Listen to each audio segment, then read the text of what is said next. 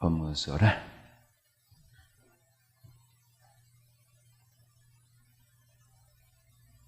Pai nosso que está nos céus, nós ainda temos muita dificuldade de entender a sua vontade.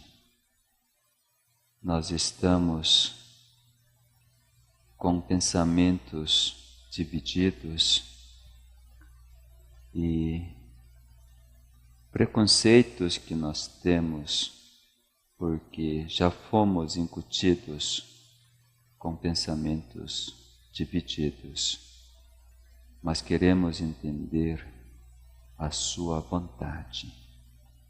Queremos ter seu pensamento que nunca divide, mas sempre é o mesmo. Quando o Senhor nos deu a mensagem de que chegou o tempo para julgar o mundo, então é porque nós precisamos entender que tempo é esse e como o Senhor julga. Abra as nossas mentes para podermos entender por que o Senhor falou isto. Em nome de Jesus. Amém. Quando a gente lê 3 mensagens do anjo, Apocalipse 14, a essência dessa mensagem, a partir da primeira mensagem do anjo, a essência está no julgamento. Por exemplo, no verso 6 de Apocalipse 14, diz assim: Vi outro anjo voando pelo meio do céu, tendo um evangelho eterno para pregar aos que se assentam sobre a terra, e a cada nação, e tribo, e língua, e povo. Vejamos primeiro, esse anjo tinha um evangelho eterno para pregar. O que é o evangelho? Evangelho, salvar. Evangelho é para salvar. Evangelho eterno, salvação eterna. Evangelho nós falamos também que é uma boa notícia. Lembra quando os anjos vieram para comunicar aos anjos, aos pastores que estavam apacentando na primeira vinda de Cristo? Eis que eu trago boas novas. Qual eram boas novas? Que nasceu entre vós salvação. Então, evangelho, boas novas, é para salvar. Então, vamos fixar nisto, para salvar. Então, isso tem que ser pregado para todos. Aqueles que assentam sobre a terra, e a cada nação, e tribo, e língua, e o povo, dizendo em grande voz: Temei a Deus e dai-lhe glória, pois é chegada a hora do seu juízo. Chegou a hora do seu juízo. Quando nós falamos de juízo, julgamento, para nós é algo bom? Por que não? Chegou a hora de salvação. O Evangelho não é para todos os habitantes da terra? Esse Evangelho deve ser conhecido pelos todos os habitantes da terra, porque chegou a hora de cumprir essa salvação. Então, o juízo, quando nós entendemos que é condenação, porque nós entendemos muitas vezes o julgamento como sendo condenação. Aí é ruim, né? Aí é ruim. Mas esse julgamento é para salvar. É bom? Muito bom, gente. Até que enfim nós estamos nesse ponto de Deus nos salvar. Não é realizar, mas é culminar. Por isso que ele precisa, então, julgar. Para o quê? Para salvar. Ele quer salvar quantas? Todos. Ele quer salvar todos. Então nós precisamos, primeiramente, perder o medo. Medo de julgamento. Não é condenação. Jamais é condenação. Vamos ver o que Jesus disse em João. Quando nós lemos em João, tem essa palavra de Jesus. João capítulo 9, verso 39.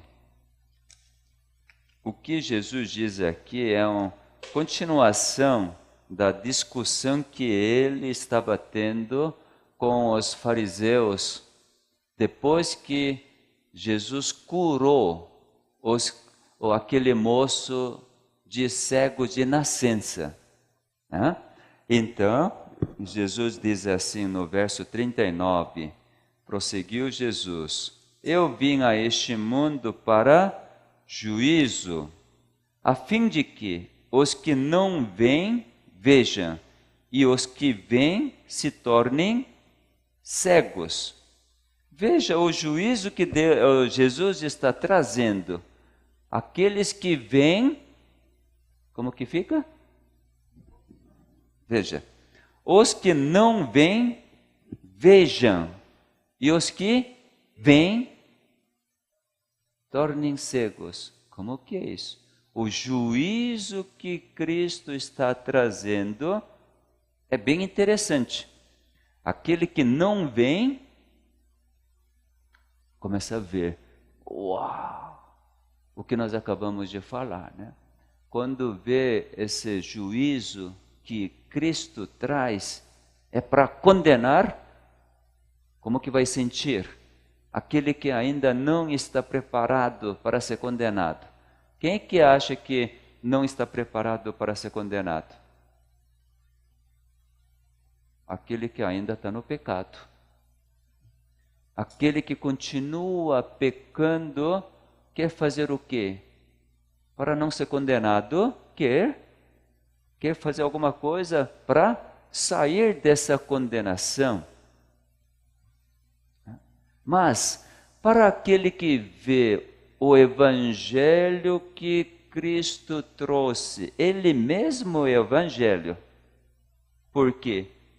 Mateus 1, 21, nós lemos que através do nome Jesus, já está dentro desse nome a salvação. Nome Jesus não significa para tirar o seu povo dos seus pecados. Então é salvação.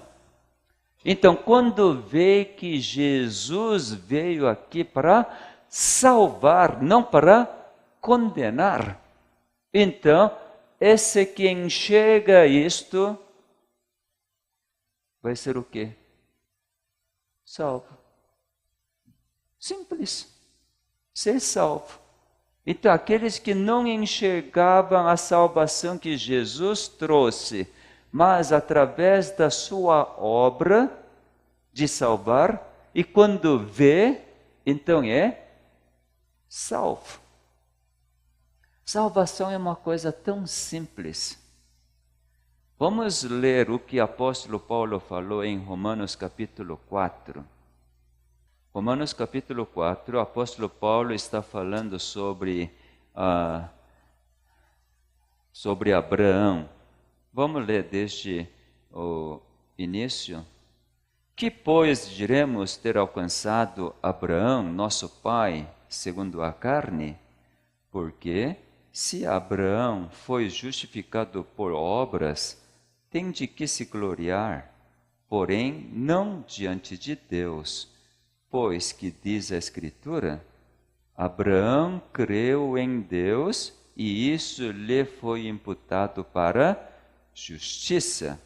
Ora, ao que trabalha, o salário não é considerado como favor, e sim como dívida. Mas ao que não trabalha, porém, crê naquele que justifica o ímpio, a sua fé lhe é atribuída como justiça. Bom, o que isso significa? Jesus uma vez contou uma parábola. Chamou trabalhadores 9 da manhã. Olha, se você trabalhar até pôr do sol, você vai ganhar um talento. E meio-dia saiu de novo, viu ainda que tinha pessoas, chamou. Olha, se você trabalhar até pôr do sol, vai ganhar um talento. 3 da tarde saiu de novo, viu que ainda havia trabalhadores na praça, diz de novo: quando você trabalhar até pôr do sol, vai ganhar um talento. 1 hora antes de pôr do sol, chegou lá, ainda tinha trabalhador.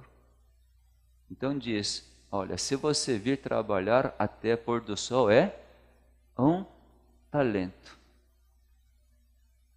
Depois disto, então, para cada um, no pôr do sol, deu um talento.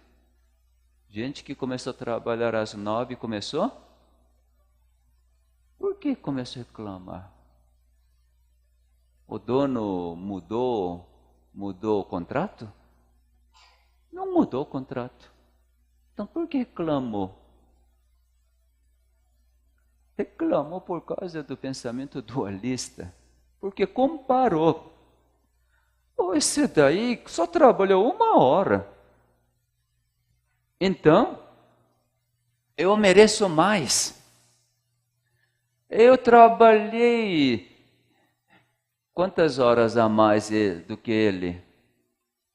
8 horas mais. Então eu preciso receber 8 vezes mais que ele.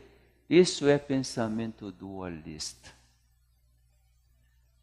Para nós, é absurdo, não é? Então, o que a gente pensa, que acha que é esperto dentro de dualismo? Então vou ficar vagabundeando e só vou na última hora. E muita gente fala assim: aquele ladrão na cruz, né, vida inteira fez coisas erradas. E no último momento, então, ele foi salvo. Como é bom, né? E também fala: olha, Salomão diz que tudo é vaidade, tudo é vaidade, tudo é vaidade. Por quê? Experimentou tudo. Então eu também quero experimentar tudo. Quem que não é capaz de dizer tudo é vaidade, tudo é vaidade? Tudo isso é dentro do raciocínio dualista. Dentro do raciocínio monista, trabalhar na seara do Senhor é privilégio? Desfrutar? Que privilégio! Olha, se eu tivesse entendido essas coisas logo antes de mesmo casar, que bênção teria sido! Eu fico imaginando a vida de Daniel, Misael, Ananias e mais um, Azarias. Não conhecemos os seus pais, mas eu tenho plena certeza de que pais desses jovens deram uma educação do sistema monista. Muitos outros que foram cativeiro para a Babilônia, o que será que pensaram sobre esses jovens quando eles chegaram no posto de primeiro-ministro e os governadores dos estados assim? O que será que outros judeus ortodoxos devem ter pensado? Esse daí assim com quem? Olha, como pagão com rei, como que pode tomar um posto desse jeito? Ser primeiro-ministro de um país pagão?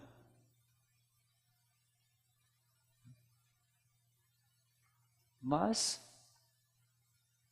como era a vida de Daniel? Vida desses 3 amigos. Ele só tinha um pensamento. Um pensamento. Exatamente viver segundo o pensamento de Deus. Só tinha isto. Não importava onde eles fossem colocados. Qualquer lugar que fosse eles, só tinha um pensamento. Por isso que tinha que enfrentar a cova dos leões, por isso que tinha que enfrentar a fornalha, mas eles não mudaram em nenhum momento os seus pensamentos. Por quê? Foram treinados, acostumaram assim. Então eu fico pensando, poxa, se eu também fosse, né? Bom, para aqueles que, como o apóstolo Paulo diz em Romanos 4:5, veja o que Deus considera. Veja, ao que não trabalha. A gente fala, né? Quem não trabalha não come. Não é assim? Cada um come segundo trabalho. Foi duro para eu aplicar isso para meus filhos. Eles com 27, 25 anos, não quer saber de nada e tem que sustentar. Aí vinha na mente, até quando? Se eu fizer assim, vai virar um maior vagabundo. Mas eu comecei a aplicar. Vamos ver que resultado que vai dar. Ainda está em andamento. Vamos aplicar. Único e exclusivamente isso é pela fé. Aqui diz: ao que não trabalha, porém crê naquele que justifica o ímpio. Deus justifica porque é santo? Aí a gente já pensa, eu sou ímpio? Uma vez falei numa igreja que comer arroz branco é pecado. Aí começou zum. Mas como que pode? Onde que está escrito que comer arroz branco é pecado? Tinha gente que ficou brava comigo. Me mostra. Aí eu convidei, venha na próxima palestra. Isso foi sábado pela manhã. Eu finalizando o programa. Então, é bem interessante. Há pessoas que não vêm semana inteira, mas vêm no sábado. E ouve uma coisa dessa, então ficam furiosas. Mas muitas pessoas que participaram durante toda a semana entendem o que estou falando. E como normalmente, a última palestra eu falo sobre alimentação, então eu explico essas coisas. E daí eu explico, queira você comer arroz branco ou arroz integral, Deus ama da mesma forma. Comer arroz branco e comer arroz integral, tem diferença? Tem diferença ou não tem?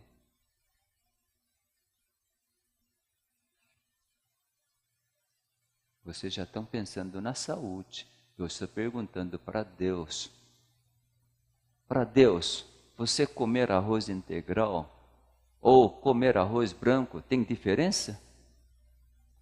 Em relação ao seu amor, não muda nada. Certamente para quem come arroz branco, a sua graça vai superabundar, porque você vai ter constipação intestinal, por exemplo, pela falta de fibras. Então vai superabundar a sua graça para poder, então, fazer seu intestino funcionar para eliminar as fezes. Mas quem é que, quando você come arroz integral em vez de arroz branco, Deus mesmo assim faz o quê? Você é meu filho. Desfrute ser meu filho. Quem come certamente arroz branco, dificilmente vai desfrutar a bondade de Deus. Isso no conceito monista. Mas quem come arroz integral vai desfrutar todas as bênçãos que Deus quer dar para ele. Não questão de saúde, mas é simplesmente questão de que Deus, por me amar, no terceiro dia criou todos os vegetais e Ele fez então produzir o arroz integral para eu poder experimentar seu amor. Porque no grão de arroz integral tem todo o seu amor armazenado, toda a energia armazenada. Quem já assistiu o programa New Start deve lembrar. Ou vocês estão perdidos? Estão perdidos? Se estiver perdidos, então recapitule. Né? Porque através da fotossíntese que Deus fabrica todos os alimentos. Só que o homem diz que beneficia o arroz, que na realidade é maleficiar. Né? Porque tira toda a bondade de Deus, tira germe, tira as fibras e só concentra o amido e diz que isso é beneficiado. E o pessoal come porque é mais macio, porque é mais saboroso. Assim, inventou. Então você não conseguiu desfrutar as bênçãos de Deus. Isso é o ímpio. Porque como não desfruta o amor de Deus, está mais longe do Criador. Mais longe do Criador. Então é um pecador. Nesse pecador, Deus diz o quê? Mesmo assim você é meu. A gente acha absurdo. Acha absurdo quando um que não merece nada recebe. Tive um momento na Coreia de dar aula na Universidade Adventista da Coreia. A matéria, não tinha matéria, mas eles inventaram uma matéria para eu dar palestra. New Start. Era opcional, não era algo obrigatório, mas então aqueles alunos de quarto ano que ainda não têm crédito suficiente, então vêm fazer essas matérias opcionais mais fáceis para poder completar o número de crédito para formar, né? Sabendo disto, o que eu fiz? Eu queria aplicar o raciocínio de Deus. Olha, eu sei porque vocês matricularam. Na primeira vez, matricularam mais de 200 alunos de variados cursos, né? Primeiro eu perguntei, abri jogo, por que vocês matricularam nessa matéria opcional? Precisamos ter crédito. Tá bom, entendi. Então vamos fazer o seguinte, aqueles que querem assistir a minha matéria, realmente venha para assistir. Mas aqueles que simplesmente querem ganhar crédito, então não precisa vir, eu vou dar a nota. Mas vamos combinar.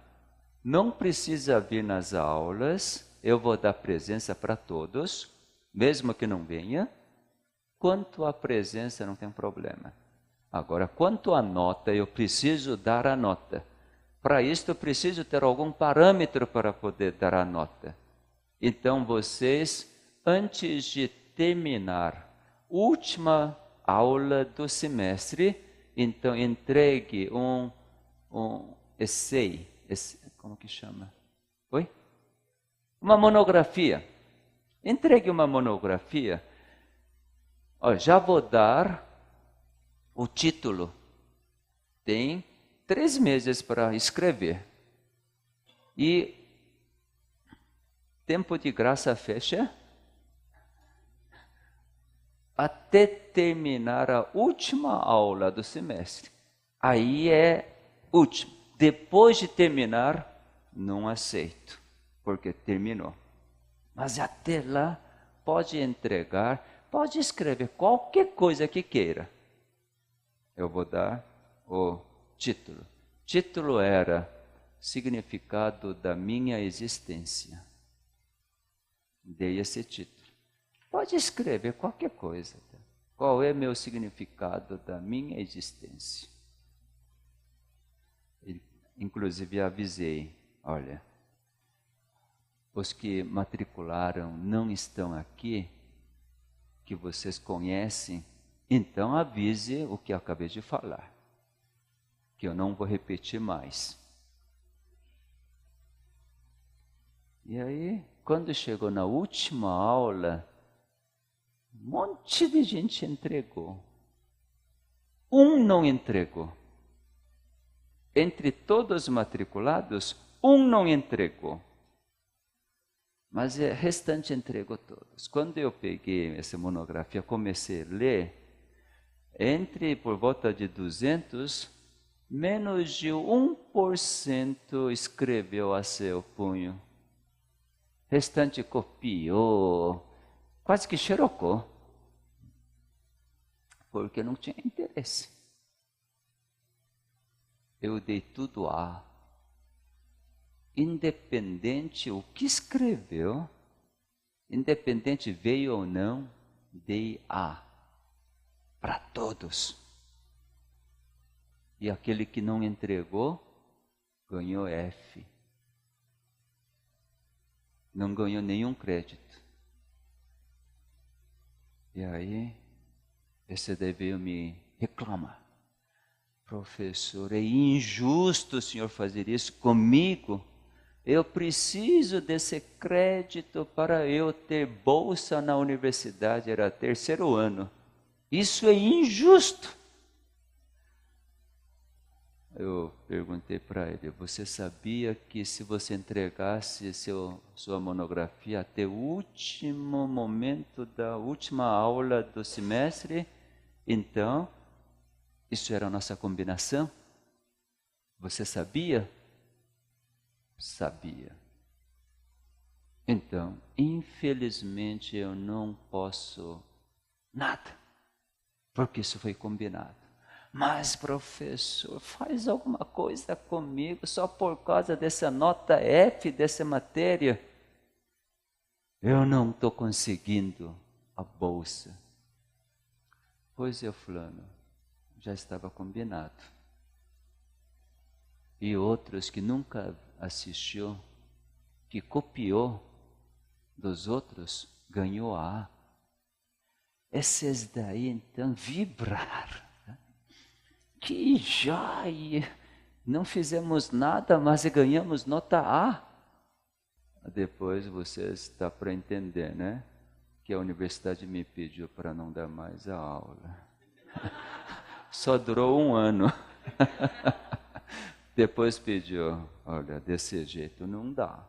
Pelo menos, 30% tem que ser reprovado. Não pode deixar passar todos. E todos com mesma nota A. Olha, muito obrigado pela oportunidade que me deu para poder dar aula. Ainda tem gente que agradece porque dei A naquela época. Quando eu leio aqui Romanos 4, 5, ao que não trabalha, porém, crê naquele que justifica o ímpio, a sua fé lhe é atribuída como justiça. Daqui pode ter 2 raciocínios. Ai, que bom! Não vamos fazer nada. Ele vai me justificar. Então, vou aceitar. Eu vou crer, sim, Senhor. E eu vou ser salvo. Tem esse polo. Aí outro, no conceito único, inabalável, absoluto, Ele é bom. Vamos experimentar quem Ele é. À medida que experimenta arroz integral, é ruim? É duro para cozinhar? É caro? Quando você mastiga arroz integral, pão integral, você não sente sabor melhor? Quando você come fruta, qual é mais gostoso? Meu suspeita, né? Fruta ou picanha? Fruta ou pizza? Sabor de fruta é extraordinário, sem precisar fazer nada.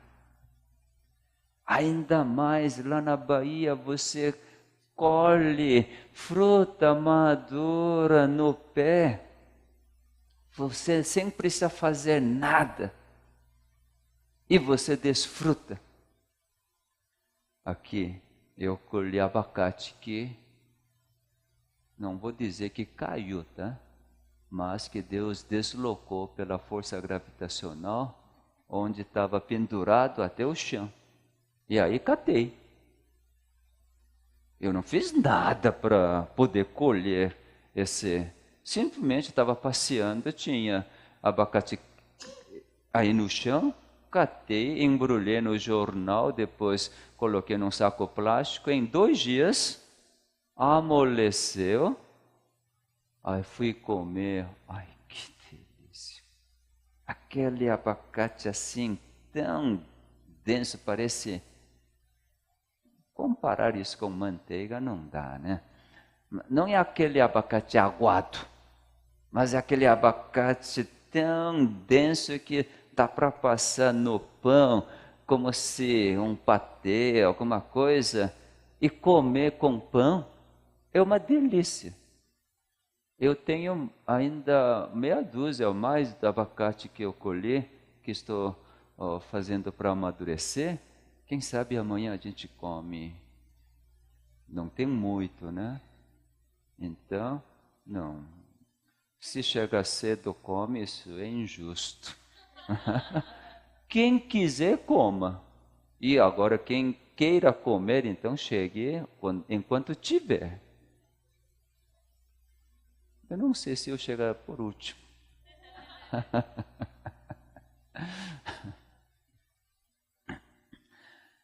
A gente não tem essa ideia. Tudo que é gratuito, você sente que meio que isso é de graça. Para nós, neste mundo, quando fala que é de graça, você fica com uma dúvida tremenda, uma suspeita. Quando é que será que vai me cobrar? quando fala aqui de graça, aqui Deus está dizendo, mas ao que não trabalha, porém crê. Aqui está algo paradoxal. Mesmo que não trabalha e consegue crer. Isso só é possível no sistema monista. Absurdo. Por quê? Somente no pensamento de Deus, que independente de você faça ou não, Ele continua chamando, você é meu, porque gerou, porque quer a sua vida, porque ama, isto é, tem ligação, vínculo. Esse vínculo jamais pode ser cortado. Jamais. Somente Ele pode dizer, você não precisa fazer absolutamente nada, mas você é meu. Se você acreditar nisso, uau! Mesmo que eu sou maior cafajeste, mas o Senhor é meu Pai. Que bom! Que bom! O que eu faço ou não faço, isso não importa. Não dá para desfazer essa ligação de pai para filho e filho para pai. Nesse contexto, então, o pai diz o quê? Isso mesmo, você é meu. Cabível para nosso raciocínio? Nós estamos tão arraigados no raciocínio dualista, isso não é cabível. Imagina se algum pastor falasse, olha, não precisa fazer nenhum trabalho missionário, não precisa trazer nenhum dízimo, nem precisa vir na igreja. Como que vai ficar aquela igreja? Parece, né? Parece abandonado. Mas e se esse pastor representar quem é Deus? E esse pastor, então, leva a verdade do pensamento de Deus, como será a igreja? Cheia? Então aí está o caminho de reavivamento. Quando você apresenta a Deus da forma do pensamento dele, eu diria, não vai ter nenhum membro que vai deixar de dizimar. Não vai ter nenhum membro que não queira buscar as almas que estão nas trevas. Literalmente a igreja vai lotar, vai ter que ter várias outras igrejas ao redor, porque a luz vai brilhar, aqueles que estão nas trevas, que precisam de luz, vão ser atraídos. Então, Deus, Jesus veio aqui, Ele diz isto, olha, eu vim a este mundo para juízo, aqueles que estão cegos, quando ver a salvação que estou trazendo, vai enxergar. E aqueles que consideram que eu estou salvo do seu próprio jeito, não do pensamento de Deus, olhando o que Jesus faz, diz o quê? Está errado. A maior dificuldade que eu encontro no programa New Start é a seguinte, quando a gente fala assim, olha, para ser curado não precisa fazer nada. Aí as pessoas ficam olhando. Como? Como que não preciso fazer nada para ser curado?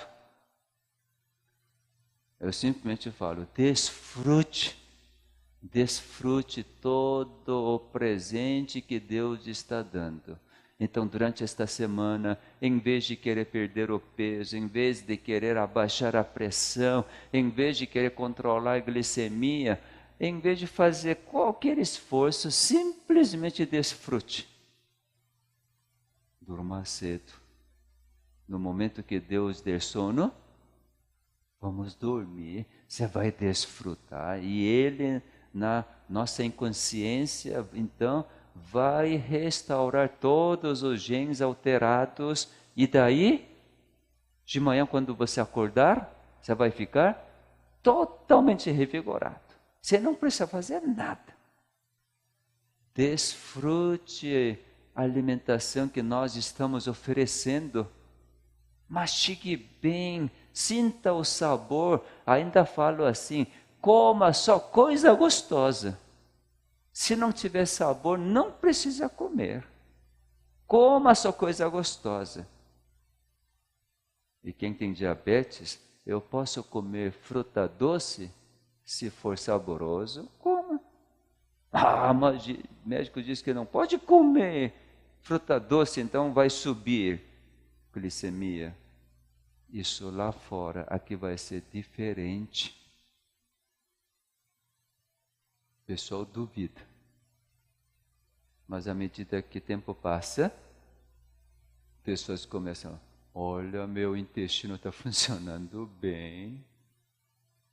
Primeira mudança que nota é o funcionamento do intestino. Fez algum esforço para funcionar? Não. Simplesmente desfrutou. E a glicemia vai abaixando. E assim cada um sente a vontade de deixar aqueles medicamentos, dependências que tinham, vai desaparecendo. Imagina, gente, se eu falar isso lá no congresso médico, muita gente fala assim, olha, lá em Caruaru, que eu estive uma semana, aí um dia um irmão falou assim, olha, tem que falar isso na rádio. E me levou para a Rádio Cultura de Caruaru, entrevista ao vivo. Então, 1h30 até 2h30, marcamos e fomos lá. E aquilo que me entrevistou, nem me conhecia, nem sabia o que iria falar. Então foi assim, ele chegou meio atrasado, então foi um encontro imediato na mesa, onde tinha microfone para falar. Então começamos. Então ele me apresentou como médico sul-coreano de medicina genômica, não sei o quê. Aí ele me pergunta, o que é medicina genômica? Aí comecei a explicar. Ele começou a pegar. E aí, à medida que a gente apresentava a medicina genômica, que é baseada na ciência biológica, só que a ciência biológica deste mundo é baseada na evolução, mas a ciência biológica que eu me baseio é de criação. Aí começou a vir um monte de telefonemas. Umas pessoas parabenizando que bom, nunca tinha ouvido essas coisas, que maravilha. Aí um ligou e falou assim, olha, ou essa medicina genômica deve ser muito cara, porque até hoje nunca ouvi dizer, e por que então a medicina não aplica esse genoma humano para trazer essa cura tudo gratuito? Ou então, isso é totalmente falso, errado.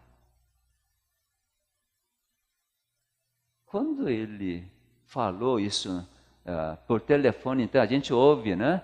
E na hora, a gente, depois de terminar o telefonema, então a gente tem que falar. Só que para quem não conhece quem é o Criador, como que vai entender que é de graça?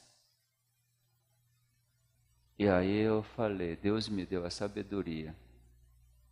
Falei, eu não preciso fazer nada para eu nascer.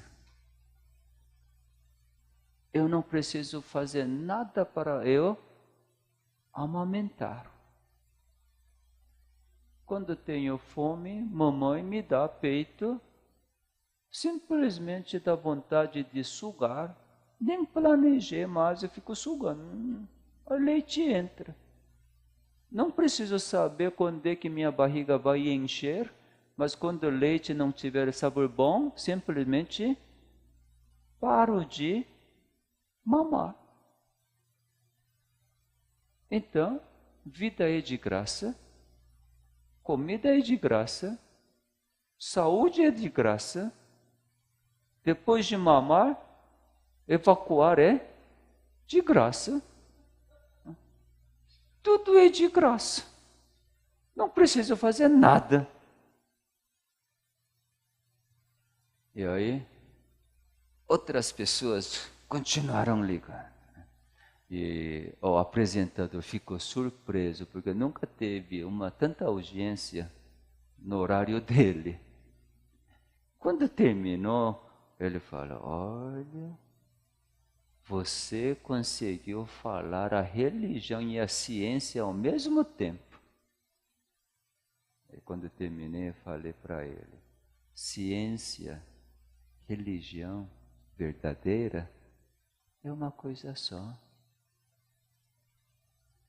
E sabe que naquela noite vieram mais de 8 pessoas, só porque ouviu na rádio, para ouvir mais na igreja. Isso foi quinta-noite, sexta-noite veio, sábado de manhã veio, e o pastor ficou abismado. Uau! Como que pode? Essa pessoa que a gente nunca convidou, está vindo para a igreja, e um casal quer participar do programa Newstart que vamos fazer lá no Nordeste, simplesmente porque ouviu na rádio. Nós precisamos entender o juízo ou julgamento que Deus está nos dizendo é para salvar, não para condenar, é para salvar. Por isso que Ele está dando o Evangelho eterno. Para exemplificar isto, vamos ver no Velho Testamento uma história muito linda de Davi. Está registrado isto, 2 Samuel capítulo 9. Esse contexto é o seguinte: Davi, então, conseguiu unificar Judá e Israel. Porque Saul, que era rei, né? Era de tribo de Benjamim. Agora, quando Davi foi proclamado como rei, algumas tribos não queriam que ele fosse rei.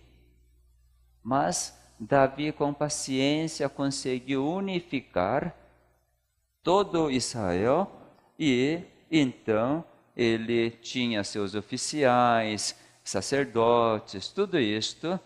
E, por fim, Davi, então, procura alguém. Vejamos, verso 1. Disse Davi, resta ainda, porventura, alguém da casa de Saul, para que use eu de bondade para com ele, por amor de Jonatas. Normalmente, rei que sucede, o que faz com o rei anterior? Na Coreia, enquanto era reinado, um outro que substitui, não filho. Às vezes mesmo o filho termina com todos os seus irmãos, por exemplo, para não sentir ameaça. Mas é quando realmente muda de um reino, o que o rei sucessor faz? Acaba com todos da família, não só de família, né, súditos, etc. Acaba todos. Mas veja que o que Davi fez? Ele diz, para que use eu de bondade para com ele por amor de Jonatas. Uau! Davi tinha ideia totalmente diferente. Ele queria aplicar a bondade. Bondade. E assim procurou e achou um servo na casa de Saul, cujo nome era Ziba. Chamaram-no que viesse a Davi. Perguntou-lhe o rei, és tu Ziba? Respondeu, eu mesmo, teu servo. Disse-lhe o rei, não há ainda alguém da casa de Saul para que use eu da bondade de Deus para com ele? O que será que Ziba sentiu quando foi chamado? Eu, por ter sido um dos servos de Saul, será que vai me matar? Mas ela ouviu o quê? Eu quero aplicar a bondade de Deus para alguém da casa de Saul. Então responde, olha, tem um. Só que, veja a característica desse um. Então Ziba respondeu ao rei, ainda há um filho de Jonatas, aleijado de ambos os pés. Como que é? Quando é aleijado de ambos os pés, como que é? Tem movimento para mudar de lugar com sua própria força? Aqui representa o pecador, que não tem como salvar por si próprio. Mas quem é que aplica toda a bondade? Rei. Rei que aplica toda a bondade. Imagina a gente, quando esse Ziba foi chamado, esse filho de Jonatas, o que será que ele sentiu, hein? Será que esse Ziba vai me entregar? Se entregar a minha vida E eu não posso fugir sozinho. Eu sou aleijado. E sem a ajuda de Ziba, eu posso locomover? Não.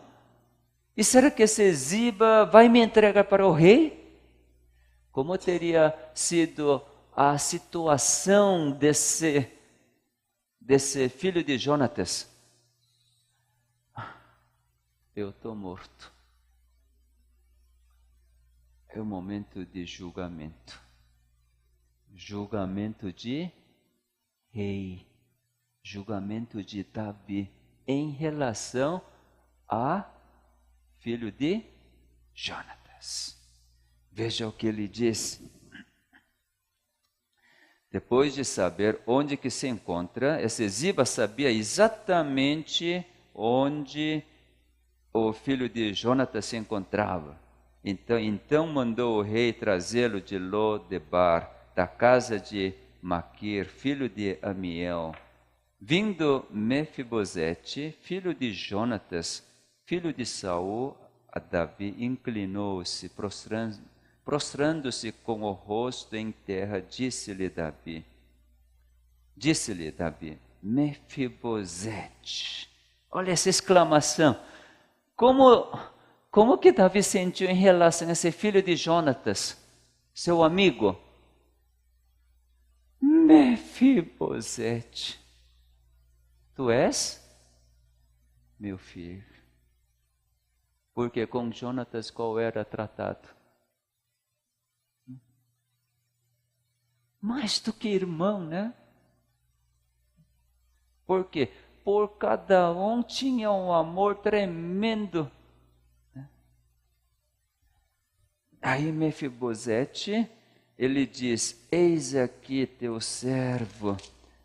Então lhe disse Davi: não temas. Certamente ele estava como?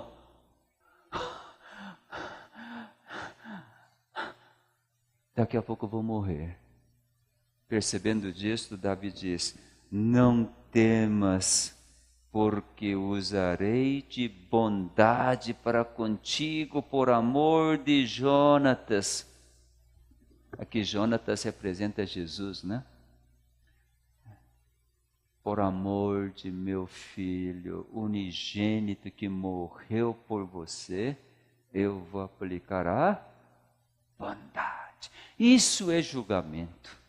Isso é julgamento.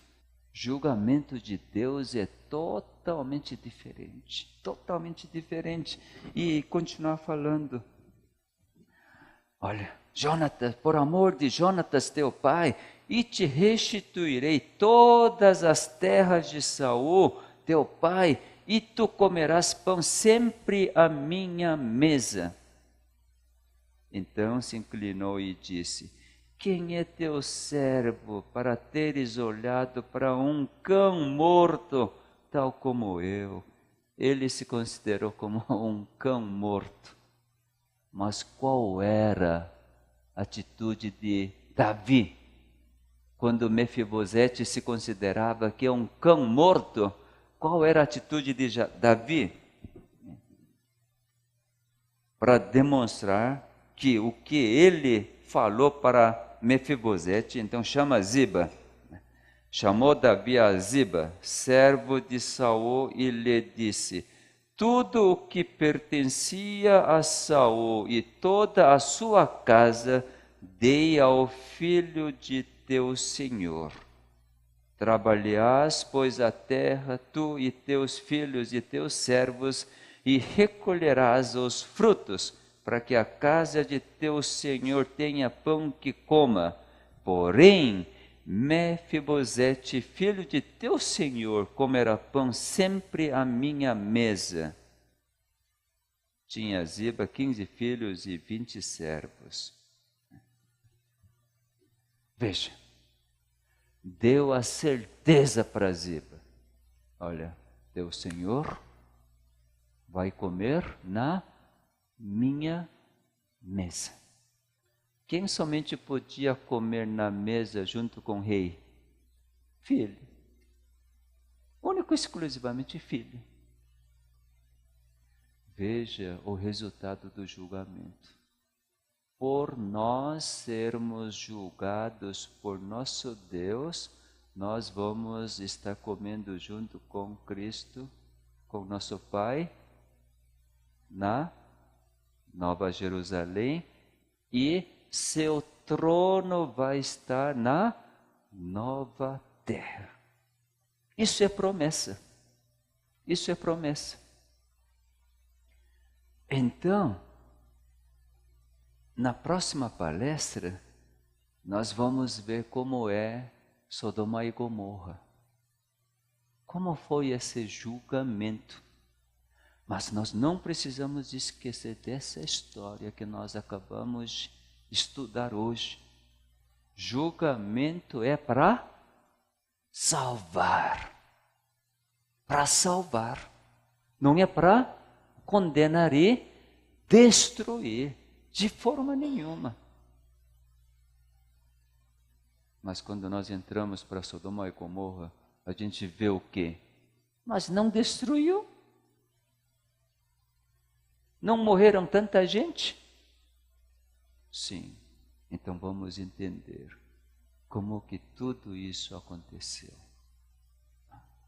Porque nós precisamos ver o amor de Deus, aquele amor que Ele está, quem sabe usando o termo humano, tão desesperado diante dessa situação onde o inimigo enganou completamente as pessoas para poderem rejeitar totalmente, assim como ele fez. E se afastou totalmente. E não tem caminho para voltar. Por quê? Porque Deus não aceita? Porque Deus não aceita? Não. Mesmo que aceitasse, ele faria o mesmo, novamente. Quando nós, então, estudarmos Sodoma e Gomorra, seria bom vocês verem, se tiver tempo, leitura de Sodoma e Gomorra e a leitura de dilúvio, para a gente poder captar a grandiosidade do amor do nosso Deus, para realmente, saindo daqui, nós tenhamos cada vez mais esse conceito único, absoluto, e vivenciar neste mundo sistema monista. Por quê? Porque Jesus falou, orou para o Pai. João 17. Esses que receberam a sua palavra que eu transmiti, eles não são do mundo. O mundo os odeia. E diz, guarda-os pela sua palavra. Palavra. Por causa da palavra, nós não pertencemos a este mundo. Por causa desta palavra, nós pertencemos ao céu. Isto é, por causa da palavra de Jesus. Palavra de Deus transmitida por Jesus para nós e que hoje o Espírito Santo nos inspira para entender. Por causa disto, nós precisamos desfrutar esse sistema monista aqui no mundo. Então, certamente Cristo vai voltar rápido. Vamos orar. Muito obrigado, Pai, porque seu julgamento não é condenar. Quando o Senhor julga, mostra seu amor infinito e quer salvar. Por isso que está avisando que está chegando e já chegou o tempo para julgar.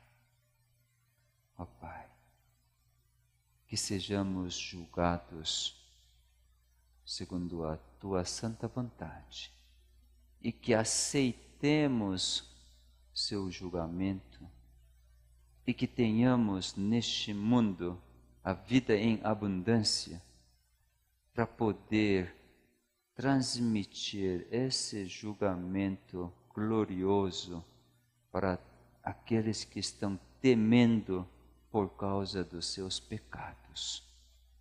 Que possamos transmitir a eles, porque o Senhor é o Criador. Por causa disto, mesmo que não faça nada, não trabalhe, mas o Senhor quer dar a vida, quer salvar. E que as pessoas creiam nesse convite e tenham a vida em abundância. Nesta noite, Pai, que todos nós recebamos um grande serviço que o Senhor vai nos dar sono. Que todos nós recebamos abundantemente clique de genmelatonina e que tenhamos uma restauração completa que o Senhor vai fazer. Pai, queremos suplicar de uma forma especial por nosso irmão Zamir. Ele determinou diante do seu quadro, por acreditar em Ti, deixar todos os medicamentos, inclusive imunossupressores. Pai, ele está sentindo os resultados disto. Pai, faz com que ele ouça a tua palavra. Não temas, meu filho Zamir, tu és meu amado. Eu estarei contigo até a consumação do século. Que ele encoraje, ele olhe para seu rosto resplandecente e que ele experimente a misericórdia seu que dura para sempre. Que ele tenha a paz nesta noite. E também oramos pela Marlene e a Lucy, que primeiramente queremos agradecer pela dádiva da vida que o Senhor comunica a elas constantemente.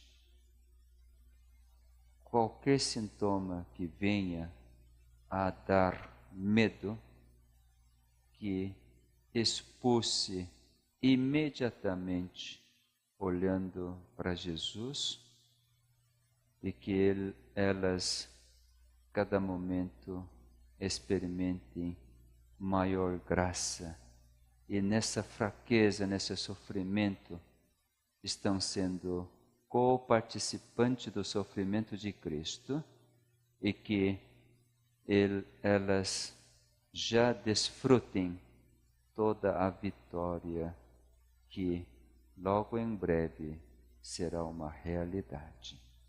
Agora, pela fé, que desfrutem completamente. Em nome de Jesus,